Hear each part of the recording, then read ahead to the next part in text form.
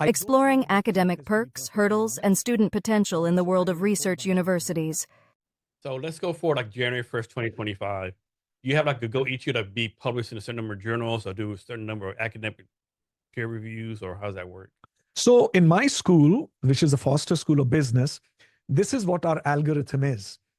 We get financial incentives for publishing one paper every 3 years in a specific list of journals.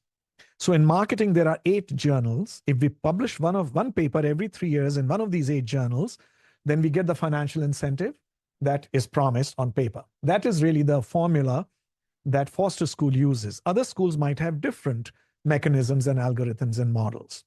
So it doesn't have to be in 1 year. It can be once every 3 years, as in my case, in our case. Some people publish at a crazy speed. Some people publish 2 papers every year. Some of us publish 1 paper every 3 years. Some of us have bad fortune and we can't publish a paper once in 5 years, but then in the 5th year, we get 2 papers. That's how the research process works. It's not a uniform distribution. It can be jerky. It sometimes comes in bunches. We have been working on 5, 6 papers. They keep getting rejected. And then suddenly they all get accepted. And all of a sudden you have 4 papers in the same year, or sometimes even 5 papers in good journals. This can happen.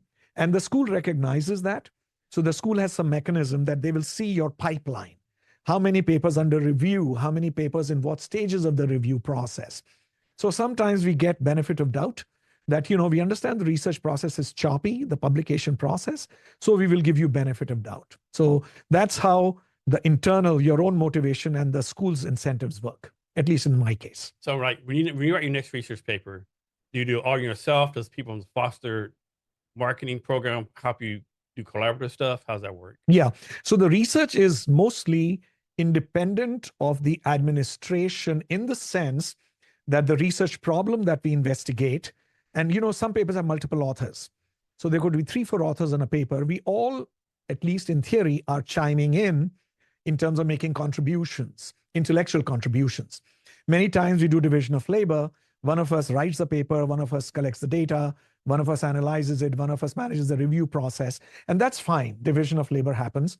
The school's role is to be the entity where we have the freedom to do research. I think that's a huge deal, right? The school gives us incentives to do research. The school recognizes our research. The school employs us. It gives us a foundation to be able to do these kinds of things.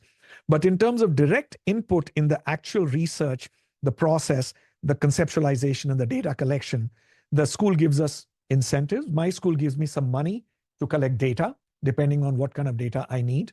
So that is the support that school gives, which I think is fabulous. It's safe to assume you're I think it's called a tenured professor. Yes. So what does that mean? I think a lot of people have the negative kind of taste, like if you're a tenured professor, you do whatever the hell you want, you can never get fired, right? I'm sure that's not true. But what does that mean? So a tenured professor, just to give you a slightly layered perspective, it is true that tenure in theory means that you cannot get fired unless 2 events occur. One of 2 events occur. Either you are found to have committed a felony. That's critical. If you are a felon, you are kicked out and your tenure is revoked. The second is if the school decides to close down an entire department, or the university decides to close an entire school. This has happened in some universities where an entire department was shut down because the school said it's not serving our mission. These are extremely rare phenomenon, extremely rare as you can imagine, right? So that's part one of the answer. The second part is, it's not you can do whatever the hell you want. In our terminology, verbiage, sometimes we say this professor is tenured, and based on their track record of research and teaching over the last 7, 8 years, they seem to have dialed out. Okay? Dialed out means they're not producing research. Their teaching is kind of sort of just remaining above the bar, so to speak. They don't seem to be very motivated. And there are cases like that as well. But the universities that I've worked in, Jason, those cases are few and far between. There have been 1 or 2 or 3 cases, I can tell you, but very, very few people have dialed out. By the culture and the DNA of the schools that I'm at are such that they are very highly research oriented. I'm sure they're competitive. They're They very do the best they competitive. can. Yeah, they're Yeah. competitive. And for some reason, the mechanism is that the people who join these schools are intrinsically motivated to keep pushing the boundaries, to keep publishing research, keep doing well in the classroom, contributing to the university by way of doing committee work, administration. So all of us are kind of sort of, we come with a similar DNA. Yeah. And on occasion, when the DNA is in conflict with this expectation, once in a while, the professor goes through the process, goes through the motions, and we call you retire as a terminal associate. You got tenure, Yeah. and then you pretty much decided this is all I want to do. And I'm not making judgment about anybody's life choices, right? The university is giving you that opportunity and that privilege. You've taken that privilege, you made the tenure cut, and now you've decided I've got other things in life that I want to do. And I think as human beings, we should have that freedom to make a decision for ourselves. People like me are still very engaged in research, very engaged in service and teaching, probably too engaged. I keep running around all the time and doing things that I enjoy doing. But yeah, so that's the long answer to your question. But it's not that they can do whatever the hell they want to do. Because to be perfectly honest, in a very intense research university like mine, you can become a terminal tenured associate, but I don't know, and I may be wrong, I don't think it brings you a lot of happiness. Because you see people around you doing all kinds of things, right? You're publishing research, you're doing great teaching, you're being asked to do this, that, and you are not being asked to do those things. So you feel a little excluded, and nobody's doing it because you should be excluded. You're being excluded because you have not, raised the bar, so to speak. So I think that is the mechanism which keeps us all the time engaged and excited about what we are doing. So I'll probably answer this wrong, next question the wrong way. But when you were teaching, were you able to, how quickly were you able to say, okay, this student's like kind of brilliant. This student needs a kind of brilliant. This student, like, man, I got to help this person out more. Like, how quickly were you able to like decipher your different students, like skills, talents, as far as like?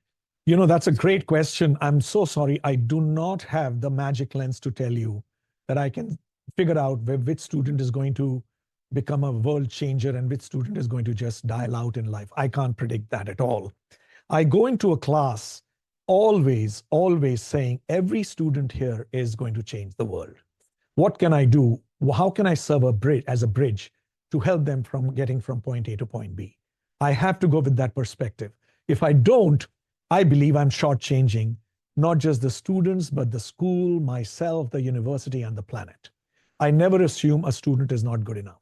Never. From your point of view, tell us some pros and cons about being a professor. The pros, a lot of freedom, a lot of, very few people are breathing down your back.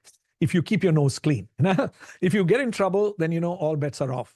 But otherwise, if you keep your nose clean, this is probably the best kept secret job probably on the planet, at least the way I have experienced it in top class research universities in the United States of America.